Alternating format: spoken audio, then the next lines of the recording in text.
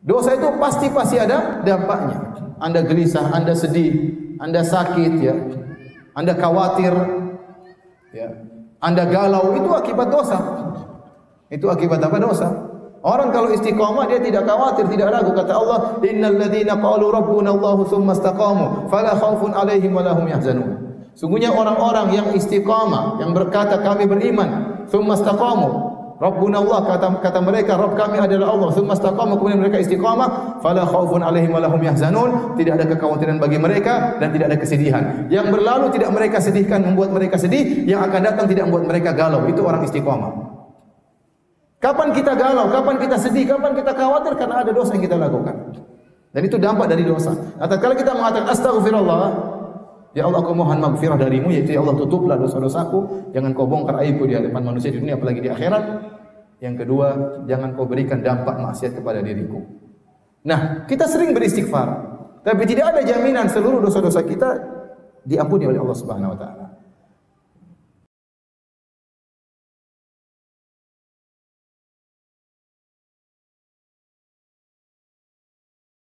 Mana ayat dalam Al-Quran yang paling memberi harapan kepada kaum muslimin, kepada kita, terutama orang-orang yang melakukan dosa? Ya. Ada belasan pendapat disampaikan oleh As-Suyuti dalam Al-Itqan fi Ulumil Quran, demikian juga Az-Zarkashi ya, dalam Al-Burhan. Jadi ada belasan pendapat. Kita akan sebutkan sebagian dari pendapat-pendapat tersebut, ayat-ayat tersebut, sambil kita jelaskan secara singkat kenapa ayat-ayat tersebut dianggap sebagai ayat yang paling memberi harapan kepada kita. Kata As-Suyuti rahimahullahu taala dalam kitabnya Al-Itqan, wa qad ikhtulifa fi arja ayatin fil Qur'ani ala bid'ata asyara qaulan. Sungguh telah diperselisihkan, yaitu di kalangan para ulama, tentang mana arja ayat yang paling memberi pengharapan dalam Al-Quran. Ada belasan pendapat. Kemudian dia menyebutkan pendapat pertama, pendapat kedua, pendapat ketiga, sampai belasan pendapat. Saya akan menyebutkan beberapa dari pendapat tersebut. Yang pertama,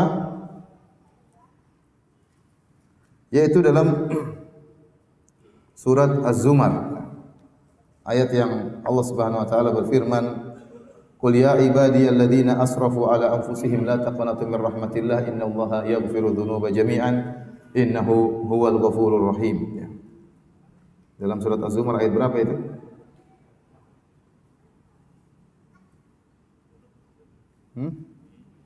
Qul ya ibadiyalladzina asrafu ala anfusihim la taqnatu min rahmatillah innallaha yaghfiru dzunuba jami'an innahu huwal ghafurur rahim. Surat Az-Zumar ayat 53. Surat Az-Zumar ayat 53. Ayat ini menurut sebagian salaf ya, itu adalah ayat yang paling memberikan pengharapan. Di antaranya pendapat Ibnu Umar radhiyallahu taala anhuma. Sahabat Ibnu Umar radhiyallahu anhuma berpendapat bahwa ini ayat yang paling beri pengharapan. Kenapa? Ayat ini khusus diturunkan oleh Allah tentang orang-orang yang melakukan maksiat. Bukan melakukan sembarang maksiat, tapi dia tenggelam dalam maksiat. Makanya Allah mengatakan alladzina asrafu, hamba-hambaku yang berlebih-lebihan dalam kemaksiatan. Bukan orang-orang yang bermaksiat tapi berlebih-lebihan. Israf dalam bahasa Arab artinya mubadzir. Itu benar-benar tenggelam dalam maksiat, berlebih-lebihan dalam bermaksiat. Allah buka ayat ini dengan mengatakan qul ya ibadi, katakanlah. Allah seru kepada hamba-hambanya atau kepada para dai, kepada para khatib ya, kepada orang-orang soleh, katakanlah kepada hamba-hambaku yang bermaksiat, qul ya ibadiyalladzina asrafu ala anfusihim la taqnatu min rahmatillah, janganlah kalian putus asa dari rahmat Allah Subhanahu wa taala, innallaha yaghfiru dzunuba jami'an, sungguhnya Allah mengampuni seluruh dosa, innahu huwal ghafurur rahim, sungguhnya Allah Maha ya pengampun lagi Maha penyayang. Sisi yang menunjukkan ayat ini sangat memberikan pengharapan. Yang pertama, Allah menyuruh agar kul, sampaikanlah kepada Nabi SAW. Demikian juga berlaku kepada para dai untuk menyampaikan hal ini. Kul li ibadi, katakanlah kepada hamba-hambaku. Jadi para dai disuruh menyampaikan rahmat Allah yang luas ini. Kul, katakanlah li ibadi, kepada hamba-hambaku Alladzina asrafu ala anfusihim, orang-orang yang berlebihan dalam bermaksiat. Allah masih menamakan mereka dengan para hamba. Allah masih menamakan mereka dengan para hamba. Allah masih mengakui mereka sebagai para hamba sementara mereka tenggelam dalam kemaksiatan. Alladzina asrafu ala anfusihim, yang berlebihan dalam bermaksiat. La taqnatu min rahmatillah, janganlah kalian putus asa dari rahmat Allah. Meskipun yang maksiat kalian begitu besar ya. Karena kalau seorang sudah terjerumus dalam kemaksiatan yang begitu banyak dan begitu besar, maka datang iblis ya. Kemudian membuat dia putus asa. Buat apa kau kembali? Ya. Percuma kau kembali. Dosamu terlalu besar ya. Kemudian Allah mengatakan innallaha yaghfiru dzunuba jami'an. Sungguhnya Allah buka dengan inna, sesungguhnya Allah yaghfiru dzunuba, Allah mengampuni seluruh dosa. Seluruh dosa. Seandainya Allah mengatakan innallaha yaghfiru dzunuba, sudah cukup. Sungguhnya Allah mengampuni seluruh dosa. Tapi Allah tambah lagi dengan jami'an untuk penekanan. Sungguhnya Allah mengampuni seluruh dosa, ya, ditambah lagi dengan jami'an, itu seluruhnya tanpa terkecuali. Tidak ada dosa yang besar di sisi Allah kalau seorang bertaubat kepada Allah Subhanahu wa taala. Kemudian Allah tutup dengan menunjukkan sifatnya yang sangat mulia, innahu huwal ghafur, sungguhnya Allah Maha Pengampun. Kemudian Allah gandeng dengan Ar-Rahim, Maha Penyayang. Maka ayat ini benar-benar memberi harapan kepada orang yang melakukan dosa. Makanya dalam Al-Qur'an Allah menyebutkan nama-nama Allah di antaranya Al-Ghafur. Ini banyak dalam Al-Qur'an, di antaranya Ghafir, ya. Ghafiri dzambi wa qabilit taubi, ya.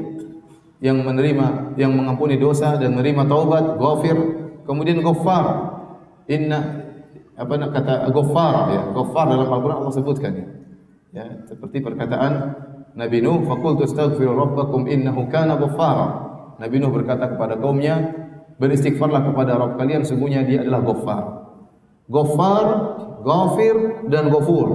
Ini ada makna yang tipis yang berbeda di antara tiga nama ini. Dan ini perlu pembahasan lebih dalam tentang bahasa. Tetapi intinya tiga makna ini kembali kepada makna bahwasanya Allah mengampuni dosa sebanyak apapun, sebesar apapun, kemudian bervariasi sebanyak apapun. Jadi bisa jadi dosa satu berulang-ulang. Mungkin dia berzina berulang-ulang ya. Atau dia makan riba berulang-ulang. Satu model dosa tapi dia banyak melakukan dosa ini. Allah Maha mengampuni. Meskipun berulang-ulangnya banyak sekali, Allah Maha mengampuni. Ya, kemudian bisa jadi dosanya sangat besar. Dosanya sangat besar. Allah juga Maha mengampuni. Atau dosanya sangat banyak. Dia begini, dia berzina, dia makan riba, dia membunuh orang, dia merampok orang, dia macam-macam.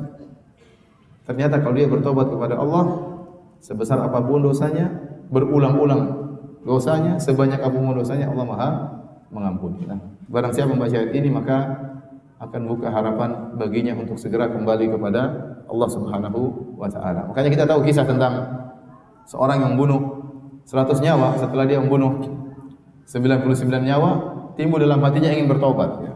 Kapan mau taubat? Setelah membunuh berapa? 99 nyawa. Waktu membunuh 80 orang masih belum mau taubat. Bunuh 90 orang masih belum mau taubat. Tetapi Allah ketuk hatinya tatkala dia sudah membunuh 99 nyawa. Tiba-tiba dia ingin bertobat. Dan banyak orang seperti itu. Di puncak-puncak kemaksiatan, di puncak-puncak kerusakan, tahu-tahu terbetik hatinya ingin bertobat kepada Allah Subhanahu wa taala. Maka dia pun mencari orang yang paling alim di atas muka bumi untuk bertanya apakah taubatnya masih bisa diterima. Namun ternyata dia ditunjukkan kepada orang yang paling ahli ibadah. Maka dia pun mendatangi ahli ibadah tersebut dan dia bertanya, saya sudah membunuh 99 orang, apakah saya masih bisa diterima taubatnya? Ahli ibadah ini mengatakan tidak bisa. Ya. Karena ahli ibadah ini dia tidak punya ilmu, dia rajin beribadah, tapi dia berfatwa dengan perasaan. Ya. Dan banyak sekarang orang berfatwa dengan apa? Perasaannya, tidak pakai ilmu. Akhirnya mengatakan kau tidak bisa diampuni dosamu. Maka dia pun emosi, dia penggal lagi orang ini. Bahaya kalau ada orang tanya-tanya kepada kita ternyata temperamental seperti ini. Tunggu. Bintang haram, ustaz bilang haram, ditonjok ke ustaznya. Tidak bisa diterima, sekali aja dia bunuh 100 orang. Tapi dia masih mencari lagi. Ya. Akhirnya ditunjukkan kepada orang yang paling alim di atas muka bumi. Maka dia bertanya, saya sudah membunuh 100 orang, apakah masih bisa diterima tobatnya? Ternyata masih bisa. Kenapa? Orang alim ini berfatwa dengan ilmu. Ya. Kenapa? Karena kita lihat ada orang ini sudah 99 orang, masa mau diterima tobatnya? Kalau kita menilai dengan perasaan, sepertinya susah diampuni. Tapi bagi Allah mudah. Ya. Makanya Allah Subhanahu wa taala tatkala dalam surat Al-Buruj Allah menyebutkan tentang para raja yang mendolimi kaum mukminin, kaum mukminat, yang membakar lelaki dan wanita mukminin dan mukminah dibakar hidup-hidup. Seandainya ada orang seperti itu hidup di zaman ini, kita bilang orang ini mungkin paling neraka, paling bawah. Ya. Kalau mati tidak akan diterima, kalau bertobat tidak akan diterima. Mungkin kita pakai perasaan menilai demikian. Tapi ternyata meskipun dia sekejam itu, sejahat itu, Allah masih mungkin menerima taubatnya.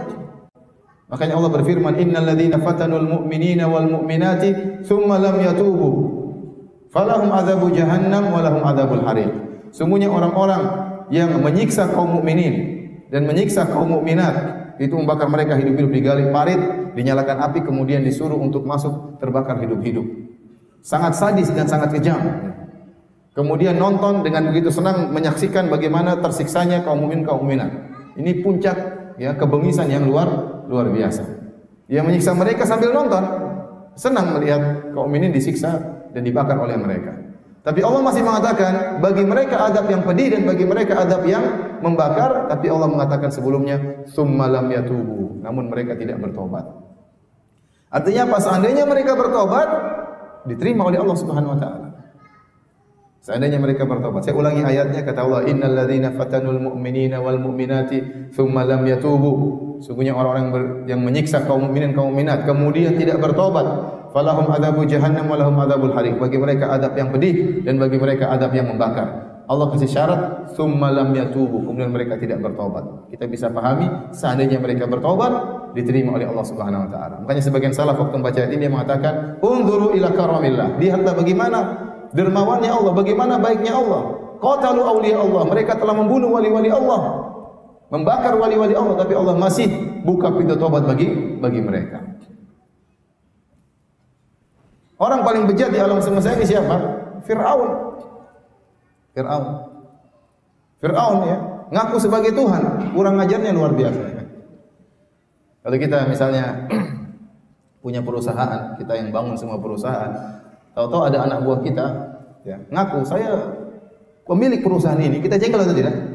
Kita jengkel, kurang ajar ini. Kita jengkel ya. Ini Allah Subhanahu wa taala menciptakan alam semesta, tahu-tahu ada yang ngaku dia Tuhan. Apa enggak kurang ajar? Sangat-sangat kurang ajar ya. Sombongnya luar biasa. Tetapi apakah masih mungkin diterima tobatnya? Masih mungkin. Buktinya Allah kirim Nabi Musa, bahkan ditemani dengan Nabi Harun. Kenapa? La'allahu yatadzakkaru aw yakhsha. Kata Allah, siapa tahu Fir'aun sadar, siapa tahu Fir'aun takut. Berarti Fir'aun kalau bertobat diterima enggak tobatnya? Diterima oleh Allah Subhanahu wa taala. Meskipun dia kurang ajar seperti itu. Allah kirim Nabi Musa, bukan cuma ustaz yang dikirim, Nabi dikirim. Supaya dia bisa sadar Supaya dia bisa sadar. Namun dia tidak bertobat kepada Allah Subhanahu wa taala. Jadi luasnya rahmat Allah di luar daripada nalar kita. Sangat-sangat luas rahmat Allah Subhanahu wa taala. Sangat-sangat luas rahmat Allah Subhanahu wa taala. Tentang kisah dua orang yang berteman, yang satunya rajin beribadah, satunya tukang maksiat. Satunya rajin ibadah, mungkin ke masjid terus, sholat terus, satunya maksiat terus. Maksiat ini, maksiat anu, maksiat ini. Setiap ketemu temannya tegur. Ya hadza aqsir, wahai fulan, berhentilah engkau dari maksiat. Dia cuek aja. Ketemu lagi maksiat lagi, dia tegur lagi. Ya hadza aqsir. Wahai fulan, berhentilah dari maksiatmu. Dia cuek. Ya udah. Suatu hari dia maksiat lagi, maksiatnya lebih parah. Maka temannya rajin ibadah mengatakan, "Ya hadza aqsir, wahai fulan, berhentilah engkau dari maksiat." Maka yang ditegur jengkel. Negur terus. Kata dia, "Khallini wa rabbi, da'ni wa rabbi." Tinggalkan aku dengan Tuhanku, biarkan urusan masalah maksiatku dengan Allah. Abu Ista alayya raqiban, apakah Allah kirim engkau untuk mengawasi aku? Engkau ini malaikat apa? Raqib dan Atid, ngawasi aku terus. Sudah ada pengawasnya, ngapain nanti ngawasi anak terus ya? Jadi orang ini ngawur ya. Waktu ditegur dia emosi dan dia ngomongnya ngawur, salah. Tidak boleh, orang tetap bernahi mungkar. Jadi dia jawab dengan ketus, dengan jengkel, dia mengatakan da'ni wa rabbi. Biarkan aku, tinggalkan aku dengan Tuhan. Bukan urusanmu kalau saya maksiat. Ini salah atau benar? Salah, enggak boleh. Kemudian bikin jengkel lagi, dia bilang, emang ente diutus oleh Allah untuk ngurusin saya? Nah, ini lebih jengkel lagi. Jadi orang ini ngawur, benar-benar ngawur. Tatkala kawannya tadi diejek seperti itu, ya, dikatakan emang kau diutus oleh Allah untuk ngurusin saya, maka dia pun emosi, akhirnya dia pun berucap tanpa dalil tapi dengan perasaan.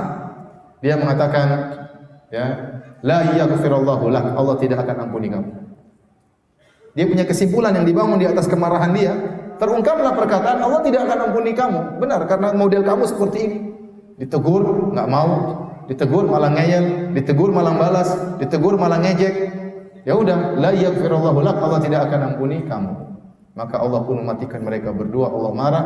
Allah berkata, man dzalladzi yata'ala alayya alla aghfira li fulan. Siapa yang berani bersumpah aku tidak akan mengampuni si fulan. Wa qad ghafartu lahu, aku telah ampuni dia. Mudah bagi Allah untuk mengampuni. Wa ahbatu amalak, dan aku ya menghapuskan amalanmu wahai orang ahli ibadah tadi. Kata Abu Hurairah radhiyallahu anhu, takallama bi kalimatin aw baqat dunyahu wa ukhrahu. Orang ini rajin ibadah tapi dia mengucapkan satu kalimat berbicara tentang sifat Allah, mengkritik sifat Allah yang Maha Pengampun, ya, kalimat yang tidak dia sadari, ternyata kalimat itu menghancurkan dunia dan akhiratnya. Ini karenanya para hadirat yang hadirat subhanahu wa ta'ala, rahmat Allah sangat luas ya. Ayat ini kata Ibnu Umar radhiyallahu ta'ala anhum adalah ayat arja ayatin fi kitabillah. Ayat yang paling memberikan harapan kepada hamba-hamba yang bermaksiat ya. Saya ulangi sisi-sisinya. Yang pertama, Allah mengatakan qul, Allah menyuruh nabinya, menyuruh orang-orang soleh, menyuruh para dai, menyuruh para khatib untuk menyampaikan. Menyampaikan kepada siapa? Kata Allah, kepada hamba-hambaku. Ternyata para pelaku maksiat tersebut masih dinamakan dengan apa? Hamba-hambaku. Allah masih mengakui mereka sebagai hamba-hamba Allah. Kemudian siapa pelaku maksiat tersebut? Bukan pelaku maksiat sembarang. Alladzina asrafu ala anfusihim. Orang-orang yang berlebihan dalam bermaksiat. Ya. Kemudian kata Allah, jangan putus asa dari rahmat Allah Subhanahu wa taala. Kemudian Allah mengatakan, inna, sungguhnya Allah itu mengampuni seluruh dosa. Allah tambah lagi dengan jami'an, seluruhnya tanpa terkecuali. Allah tutup lagi, innahu huwal ghafurur rahim. Sungguhnya Allah Maha Pengampun dan lagi Maha Penyayang.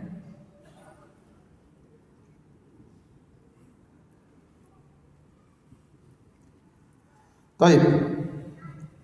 Di antara ayat yang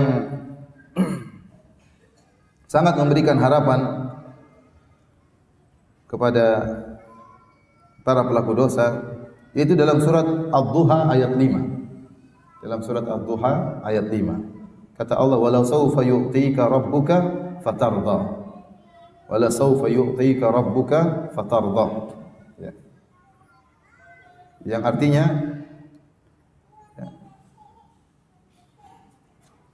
dan sungguh Allah akan memberikan kepada engkau pemberian, Rabbmu akan memberikan kepada engkau pemberian wahai Muhammad, fatarda, dan kau akan puas, puas.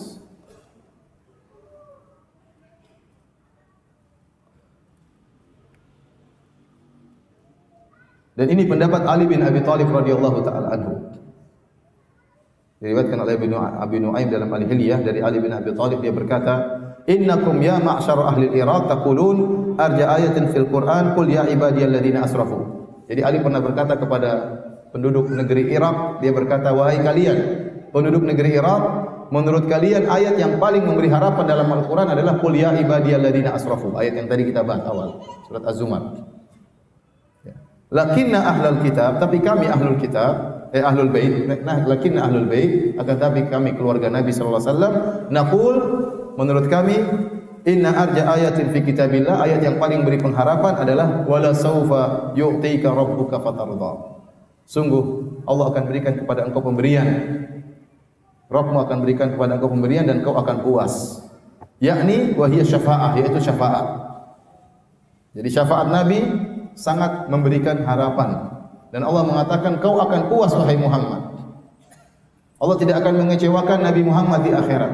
Dan kita tahu Nabi sangat sayang kepada umatnya. Nabi sangat sayang kepada umatnya. Dan Nabi akan beri syafaat kepada umatnya. Dalam hadis Rasulullah SAW bersabda, "Ikhtaba'tu da'wati syafa'atan li ummati yaumal qiyamah." Sungguhnya aku menyembunyikan salah satu doaku sebagai syafaat bagi umatku pada hari kiamat. Fahiya na'ilatun insyaallah man mata la yusyriku billahi syai'a. Maka dia akan mengenai syafaat ini, akan mengenai siapa saja dari umatku yang meninggal tidak berbuat syirik sama sekali kepada Allah Subhanahu wa taala. Jadi kalau orang meninggal dalam kondisi tidak berbuat syirik kepada Allah Subhanahu wa taala, maka dia orang yang paling bisa meraih syafaat Nabi paling banyak. Ya. Semakin Anda ikhlas, semakin mudah mendapat syafaat Nabi sallallahu alaihi wasallam. Makanya Abu Hurairah pernah bertanya, "Ya Rasulullah, man as'adun nasi bi syafa'atika yaumal qiyamah?" Wahai Rasulullah, siapa orang yang paling berbahagia mendapat bagian syafaatmu yang paling banyak pada hari kiamat kelak? Kata Nabi sallallahu alaihi wasallam, "Man qala la ilaha illallah khalisan min qalbihi."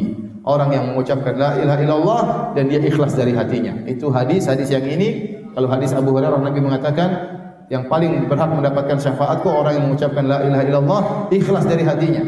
Dalam hadis ini kata Nabi yang meninggal tidak berbuat syirik sama sekali kepada Allah Subhanahu wa taala. Jadi yakinlah Anda, kalau Anda semakin ikhlas, semakin tidak mengharapkan pujian manusia, Anda bersedekah, Anda berdakwah, tidak mengharapkan sanjungan manusia, tidak mengharapkan pengakuan manusia, tidak diceritakan kepada orang lain, maka Anda semakin bisa meraih syafaat Nabi sallallahu alaihi wasallam. Adapun kalau Anda kemudian umroh haji pamer sana pamer sini, ya. Masukkan ke Facebook, taruh di status ya. Alhamdulillah haji tahun ini ya. Niatnya apa? Kalau niatnya bersyukur alhamdulillah. Khawatir niatnya apa? Riya, khawatir. Ya.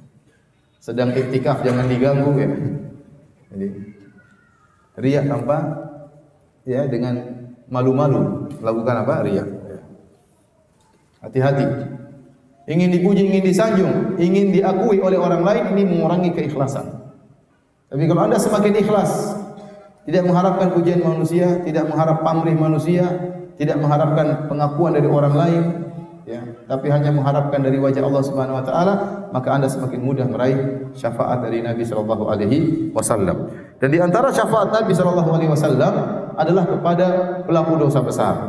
Dari Anas radhiyallahu taala anhu, anna Nabi sallallahu alaihi wasallam qala, bahwasanya Rasulullah SAW bersabda, "Syafaati li ahlil kaba'iri min ummati." Syafaatku bagi pelaku dosa besar dari umatku. Hadis riwayat Tirmidzi dan Abu Dawud. Ternyata orang melakukan dosa besar bisa mendapat syafaat dari Nabi sallallahu alaihi wasallam. Dan ini sangat memberi harapan, bukan cuma pada pelaku dosa, bahkan pelaku dosa besar. Tapi syaratnya tadi harus apa?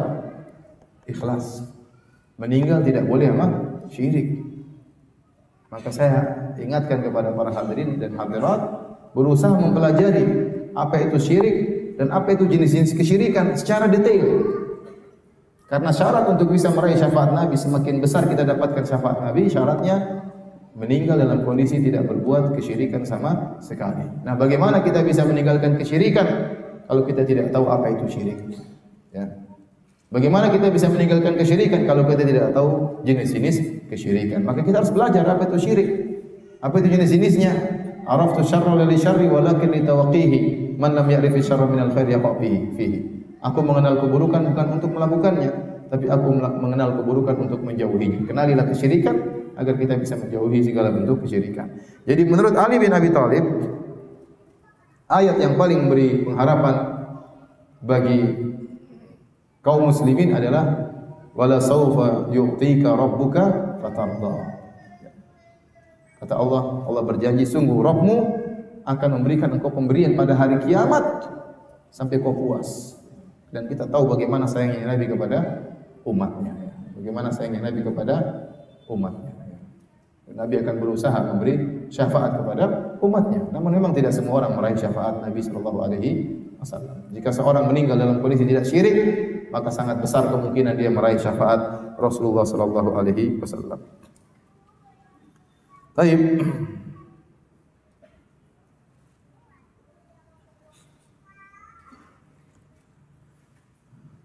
Di antara pendapat yang lain, tadi sudah berapa pendapat? 2 pendapat. Ini khilaf di kalangan para salaf. Kalau tadi pendapat Ibnu Umar, kemudian yang pendapat kedua adalah pendapat Ali bin Abi Thalib. Ayat yang berikutnya ini pendapat dari Ali bin Husain. Ali bin Husain bin Ali bin Abi Thalib, yaitu Zainal Abidin. Zainal Abidin adalah Ali bin Husain. Anaknya Husain namanya Ali bin Husain, dia dikenal dengan Zainul Abidin. Dia berpendapat bahwasanya kata dia, wa arja ayati fil Qur'an li ahli tauhid. Ayat yang paling memberi pengharapan dalam Al-Qur'an bagi pemilik tauhid yaitu dalam surat An-Nisa, innallaha la yaghfiru ayyushraka bih wa yaghfiru ma duna dzalika liman yasha. Surat An-Nisa ayat berapa itu?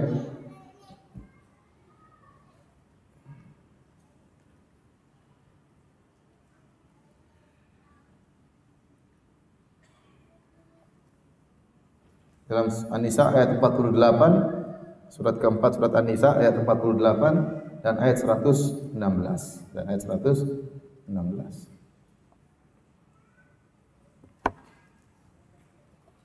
Ayat ini adalah ayat yang paling memberi pengharapan bagi pelaku maksiat menurut ya, terutama ahli tauhid menurut Zainal Abidin rahimahullahu taala, dia seorang tabi'in.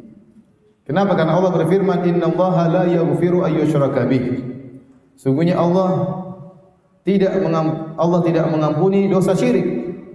Wa yaghfiru ma duna dzalika liman yasha. Dan Allah mengampuni dosa selain kesyirikan bagi yang Allah kehendaki.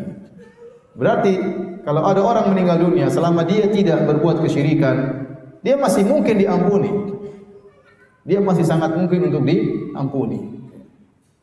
Kalau ada orang meninggal dunia dalam kondisi syirik, sudah tidak akan diampuni. Ya.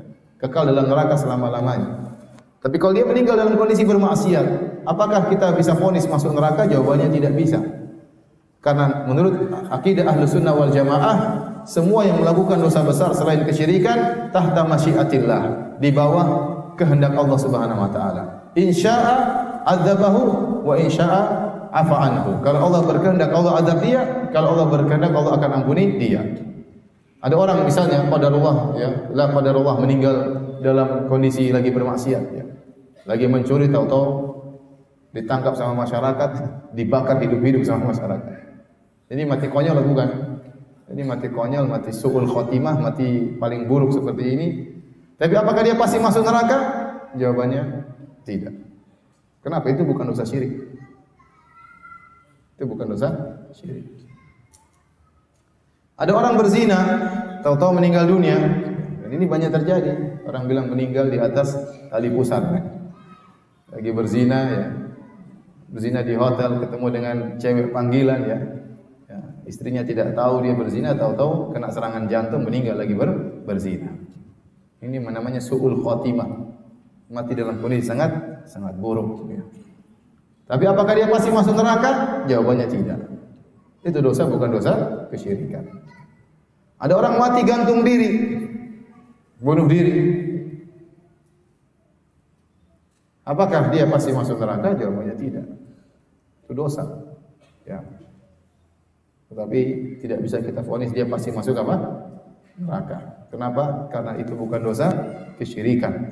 Masih dalam koridor tahta masyiatillah, di bawah kehendak Allah Subhanahu wa taala. Maka menurut Zainal Abidin ya, bahwa ini ayat yang paling memberikan pengharapan. Maka jika seorang bertauhid kepada Allah Subhanahu wa taala, ya masih mungkin dia diampuni meskipun dosanya sebesar apapun. Meskipun ada kemungkinan untuk diazab, itu pun tidak akan abadi azabnya ya. Itu pun tidak akan abadi azabnya. Dan ini berbeda dengan pemahaman Khawarij dan pemahaman Mu'tazilah ya. Pemahaman Khawarij dan pemahaman Mu'tazilah ya. Kita kembali membacakan buku kitab Al-Itqan ya, fi Ulumil Quran karangan As-Suyuti. Kalau beliau menyebutkan tentang ayat manakah yang paling memberi harapan bagi hamba-hamba Allah, terutama bagi pelaku maksiat. Ini pendapat yang berikutnya. Pendapat berikutnya yaitu dari Ibnu Mubarak. Pendapat Ibnu Mubarak, dia mengatakan ayat yang paling memberi pengharapan adalah dalam surat An-Nur ya. Saya carikan ayat ke berapa?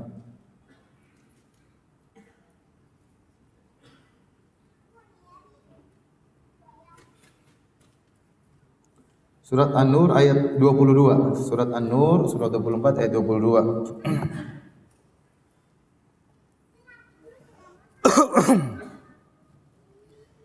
Kata Allah Subhanahu wa taala, dan ini pendapat tadi siapa? Pendapat Ibnul Mubarak. Ibnul Mubarak ini ulama yang hebat, yang disebutkan tidak sembarang ulama yang bisa mengumpulkan banyak kebaikan. Ya. Ada orang yang mungkin dia hanya ahli agama tapi dia ya dalam sisi yang lain dia kurang. Dia bukan mujahid misalnya. Atau dia mungkin alim tapi dia bukan dermawan karena dia tidak punya harta misalnya ya. Dan demikian Ibnu Mubarak dia semuanya ada pada dia. Dia ulama, dia ahli hadis. Dia mujahid fisabilillah, dia juga dermawan, suka apa? Bersedekah. Jadi banyak kebaikan terkumpulkan pada Ibnu Mubarak. Kalau kita baca biografi beliau sangat luar biasa karena dia mengumpulkan banyak kebaikan terkumpulkan pada satu orang. Tapi dia mengatakan inna arja ayatin fil Quran qauluhu ta'ala. Sungguhnya ayat yang paling memberi harapan dalam Al-Quran adalah firman Allah dalam surat An-Nur ayat 22, "Wala ya'tali ulul fadli minkum was-sa'ati ayyu'tu ulil qurba wal masakin wal muhajirin fi sabilillah wal ya'fu wal yasfahu ala tuhibbuna ayyaghfirallahu lakum." Kata Allah Subhanahu wa taala, dan janganlah orang-orang yang mempunyai kelebihan dan kelapangan di antara kalian, kelebihan harta, kelapangan harta. Janganlah dia bersumpah, janganlah mereka bersumpah bahwa mereka tidak akan memberikan bantuan kepada kerabatnya, kepada orang-orang miskin dan kepada orang-orang berhijrah di jalan Allah. Maka hendaknya mereka memaafkan dan berlapang dada. Ala tuhibbuna ayyaghfirallahu lakum, tidakkah kalian suka jika Allah mengampuni kalian? Ayat ini secara sederhana turun kepada Abu Bakar radhiyallahu taala anhu dalam kisah hadisatul ifk ya, tatkala Aisyah radhiyallahu taala anha dituduh berzina dengan Safwan bin Mu'attal As-Sulami. Ya, kisahnya ma'ruf tatkala Aisyah ya, tatkala dia buang tatkala dia terlambat dalam terlambat dalam safar ya, karena dia mencari kalungnya ya, sehingga akhirnya rombongan musafirin sudah pergi, mereka menyangka Aisyah berada di keranda ontanya. Ternyata Aisyah lagi tidak di keranda. Ya, para pengawal Aisyah tidak sadar kalau Aisyah tidak ada di keranda. Kenapa? Karena Aisyah kurus ya, masih remaja dan kurus. Jadi di atas keranda atau di bawah keranda rasanya tidak terlalu beda ya. Sehingga mereka menyangka Aisyah sudah dalam keranda, padahal tidak dalam keranda. Akhirnya mereka pergi. Waktu mereka pergi ternyata Aisyah balik ke tempat tersebut, orang-orang sudah tidak ada. Akhirnya dia pun menunggu di situ sampai pagi, akhirnya ditemuilah oleh Safwan bin Mu'attal As-Sulami yang dia memang bertugas di bagian belakang barisan. Kalau siapa tahu ada barang yang tertinggal, maka di pagi hari dia ketemu dengan Aisyah. Akhirnya dia pun naikkan Aisyah di atas ontanya, kemudian dia tuntun Aisyah masuk ke kota Madinah di siang hari. Waktu Aisyah masuk dengan laki-laki lain, bukan dengan suaminya Nabi sallallahu alaihi wasallam di tengah kota Madinah, maka orang munafik akhirnya menuduh Aisyah berzina dengan Safwan bin Mu'attal As-Sulami. Dan ini berlangsung sampai 1 bulan. Nabi pun bingung, Nabi tidak tahu ilmu gaib, Nabi tidak tahu apa yang terjadi sungguhnya. Sampai Allah turunkan ayat. Sehingga orang-orang munafik memprovokasi, ya, menyebarkan berita dusta bahwasanya Aisyah berzina dengan Safwan bin Mu'attal As-Sulami, sampai akhirnya sebagian para sahabat terprovokasi. Di antaranya adalah Mistah radhiyallahu ta'ala anhu. Mistah ini orang mulia, sahabat mulia, dan dia adalah kerabatnya Abu Bakar radhiyallahu anhu, kerabatnya Aisyah. Selama ini dia miskin dan selama ini Abu Bakar yang memberi nafkah kepada dia. Abu Bakar memberi nafkah kepada dia. Ternyata kalau bahasa kita, air susu dibalas dengan air tuba. Selama ini Abu Bakar berbuat baik kepada Mistah, memberikan bantuan. Ternyata Mistah ikut-ikut mencela Aisyah. Dan Aisyah anaknya Abu Bakar. Ya Abu Bakar ya wajar kalau dia marah. Ya, selama ini saya baikin kamu, kok kamu harusnya bela putri saya, malah ikut-ikutan mencela putri saya, menuduh putri saya sebagai melakukan zina. Maka setelah sebulan kira-kira, akhirnya turun ayat dalam surat An-Nur ya, 10 ayat atau lebih membela Aisyah radhiyallahu taala anha. Ternyata Aisyah bersih ya, dibela langsung oleh Allah Subhanahu wa taala. Dari atas langit yang 7 Allah bela Aisyah radhiyallahu taala anha. Kemudian akhirnya Abu Bakar marah, dia mengatakan, "Demi Allah, saya tidak mau kasih lagi nafkah kepada Mistah." Jadi Abu Bakar marah. Waktu Abu Bakar marah, tidak memberi, ya karena dia tahu Mistah keliru. Ternyata selama ini nuduh Aisyah berzina, ternyata keliru. Allah bela malah. Ya, sebagai hukuman dia tidak memberi nafkah lagi kepada Mistah. Maka Allah tegur Abu Bakar dalam surat ini. Kata Allah, "Wala ya'tali ulul fadli minkum was-sa'ati an yu'tu ulil qurba wal masakin wal muhajirin fi sabilillah." Janganlah orang yang memiliki kelebihan harta, memiliki lapangan bersumpah untuk tidak memberi bantuan kepada karib kerabatnya, itu Mistah. Ya. Kata Allah, "Wal ya'fu wal yasfahu." Hendaknya mereka, yaitu Abu Bakar radhiyallahu anhu, memaafkan dan berlapang dada. Yang menakjubkan di akhir ayat, Allah mengatakan, "Ala tuhibbuna ayyaghfirallahu lakum?" Tidakkah kalian suka jika Allah mengampuni kalian? Untuk perhatikan di sini ada perubahan kata ganti, perubahan dhamir. Kata ganti. Allah mengatakan hendaknya mereka. Itu kata ganti orang berapa? Oh ya, antum belajar bahasa Indonesia tidak?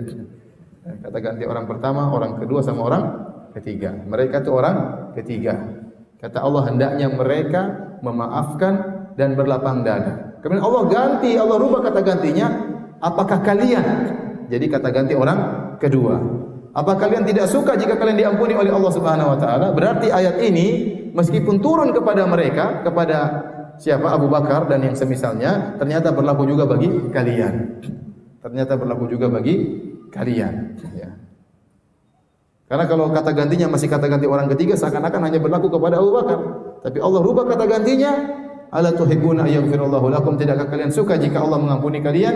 Berarti ayat ini mencakup seluruh umat Islam. Di mana sisi ayat ini memberi pengharapan? Di sisinya, karena kalau kita memaafkan orang lain, kita diampuni oleh Allah. Itu maksudnya. Kalau kita memaafkan orang lain, kita diampuni oleh Allah. Kalau kita berlapang dada, berusaha melupakan, semoga Allah melupakan, ya, dosa-dosa kita tidak diingatkan lagi. Semoga. Karena Allah mengatakan wal ya'fu, maafkanlah, bukan cuma itu. Allah mengatakan wal yasfahu, dan berlapang dada. Ada tingkatan memaafkan, ada tingkatan lebih daripada sekedar memaafkan. Dia berusaha melapangkan, berusaha untuk melupakan. Ya. Makanya dikatakan akhlak yang mulia yang paling susah itu, ya, al-ihsan ila man asa, berbuat baik kepada orang yang berbuat buruk kepada kita. Berbuat baik kepada orang yang berbuat buruk kepada kita. Ya. Kalau memaafkan itu berat, yang lebih berat lagi melupakan, itu lebih berat lagi. Tapi semakin kita bisa memaafkan dan melupakan, semakin baik. Namun itu susah, ya. Kenapa hadirin ayat ini sangat memberikan harapan bagi kita? Karena kita tahu kita ini banyak dosa. Benar, kita sering beristighfar dalam salat kita, dalam zikir pagi petang kita beristighfar 100 kali, ya. Pagi hari 100 kali, sore hari 100 kali. Di jalan kita beristighfar kepada Allah, dalam sujud kita beristighfar. Ya, kalau kita umroh kita beristighfar, haji kita beristighfar. Tapi siapa yang menjamin bahwasanya seluruh dosa-dosa kita diampuni oleh Allah Subhanahu wa taala? Tidak ada yang jamin.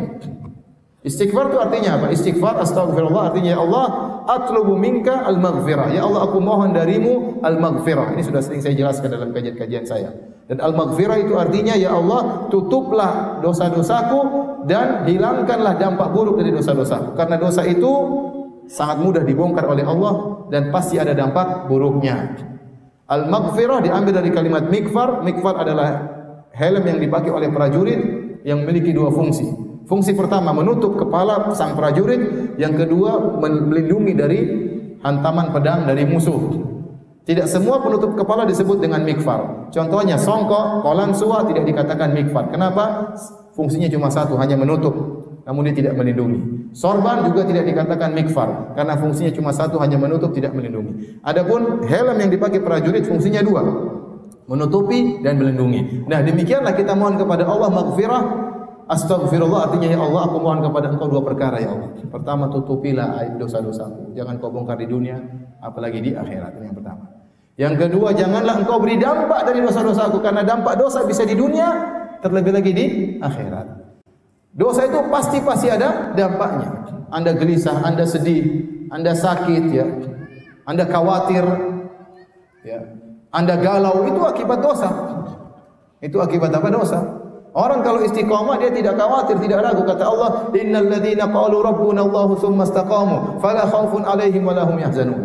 Sungguhnya orang-orang yang istiqamah, yang berkata kami beriman, tsumma istaqamu, Rabbuna Allah, kata mereka Rabb kami adalah Allah, tsumma istaqamu, kemudian mereka istiqamah, fala khaufun 'alaihim wa lahum yahzanun, tidak ada kekhawatiran bagi mereka dan tidak ada kesedihan. Yang berlalu tidak mereka sedihkan membuat mereka sedih, yang akan datang tidak membuat mereka galau. Itu orang istiqamah. Kapan kita galau, kapan kita sedih, kapan kita khawatir karena ada dosa yang kita lakukan.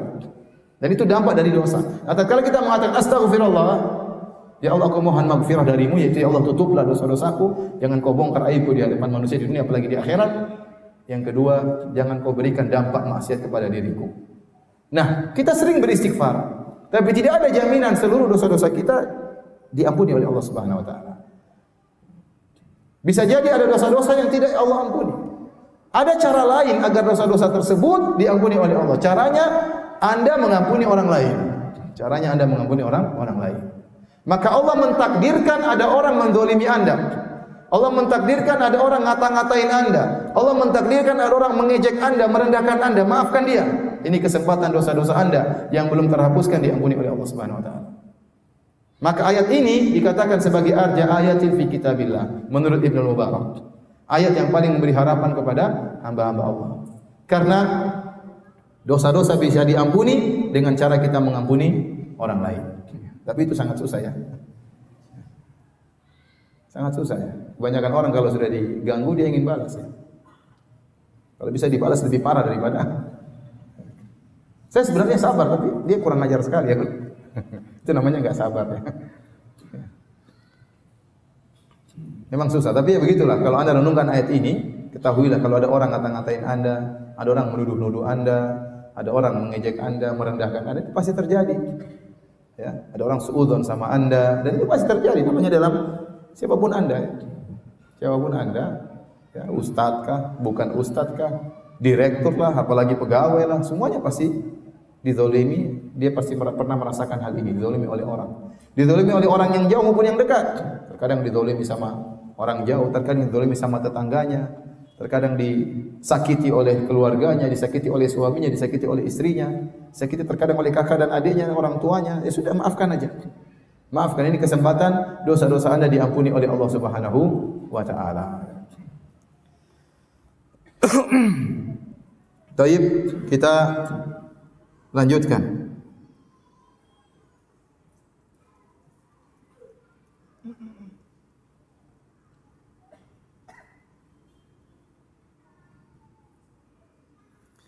Ayat yang lain yang dikatakan oleh sebagian salaf bahwasanya ayat tersebut sangat memberikan harapan kepada Allah Subhanahu wa taala, yaitu dalam surat At-Taubah ayat 102. Dalam surat At-Taubah ayat 102 Allah Subhanahu wa taala berfirman, "Wa akharuna i'tarafu bi dzunubihim khalatu amalan salihan wa akhara sayyi'a asallahu ayatuba alaihim innallaha ghafurur rahim." Dan ada pula orang-orang lain yang mengaku dosa-dosa mereka. I'tarafu bi dzunubihim, mengakui dosa-dosa mereka. Khalatu amalan salihan wa akhara sayyi'ah. Dan mereka mencampurkan antara amal saleh dengan keburukan. Ini kebanyakan kita seperti itu. Yang murni saleh terus ya susah ya. Kebanyakan kita mencampurkan antara amal kebaikan dengan amal keburukan. Asallahu ayatuba alaihim, semoga Allah mengampuni, menerima taubat mereka. Innallaha ghafurur rahim. Semoga Allah menerima taubat mereka dan sesungguhnya Allah Maha Pengampun lagi Maha Penyayang. Ini ayat bercerita tentang suatu kaum yang paling banyak model manusia seperti ini, mencampurkan antara kebaikan dengan apa? Keburukan. Selama Anda mengakui dosa-dosa Anda masih bisa diampuni oleh Allah Subhanahu wa taala. Makanya ayat tersebut dibuka wa akharuna i'tarafu bidzunubihim. Dan ada sekelompok orang yang mereka i'tarafu bidzunubihim. Mereka mengaku bahwasanya mereka hamba-hamba Allah yang penuh dengan dosa. Bukan berarti mereka tidak punya kebaikan, punya kata Allah. Khalatu amalan salihan wa akhara sayyi'an. Mereka mencampurkan antara amal saleh dengan amal keburukan. Kebanyakan kita seperti itu. Kebanyakan kita seperti itu. Apalagi zaman sekarang. Siapa yang bisa di zaman sekarang ini menjaga pendengarannya, menjaga penglihatannya, menjaga lisannya, menjaga tangannya, tidak komentar, tidak nulis? Siapa?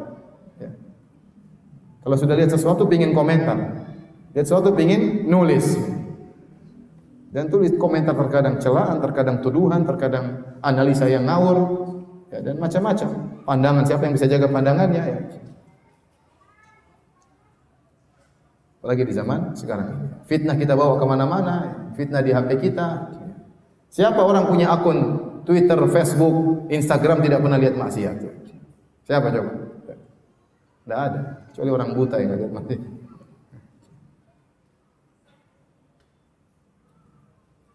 Oleh karenanya, ayat ini sangat beri harapan karena orang model seperti ini selama dia mengakui dosa-dosanya, asallahu ayyatuba alaihim, semoga Allah mengampuni mereka. Kemudian kata Allah Subhanahu wa taala, innallaha ghafurur rahim, sesungguhnya Allah Maha Pengampun lagi Maha Penyayang. Ini adalah ayat yang paling berikan pengharapan menurut Abu Utsman An-Nahdi rahimahullahu taala ya. Sezaman dengan Al-Imam Al-Bukhari kalau tidak salah ulama ini, Abu Utsman An-Nahdi rahimahullahu taala.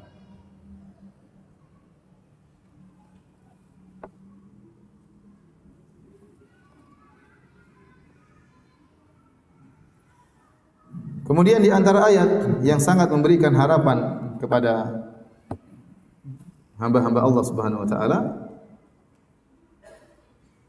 adalah pendapat Abu Ja'far An-Nahas, yaitu dalam surat Ar-Ra'd surat 13 ayat 6. Dalam surat 13 ayat 6. Kata Allah Subhanahu wa taala, ya di akhir ayat kata Allah Subhanahu wa taala, wa inna rabbaka ladzu maghfiratin lin-nasi 'ala dzulmihim wa inna rabbaka lasyadidul iqab.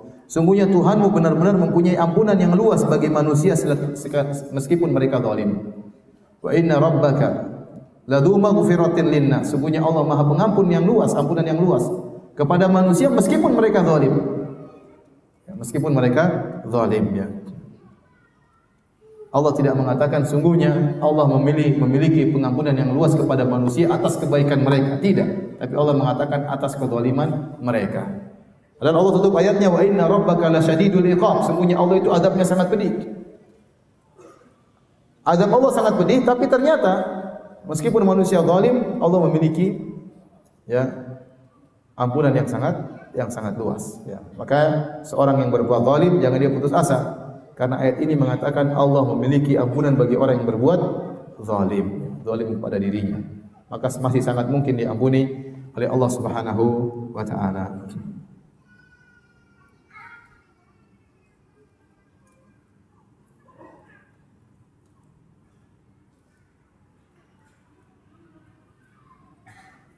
Kemudian di antara ayat yang sangat memberikan pengharapan menurut pendapat sebagian ulama salaf ya.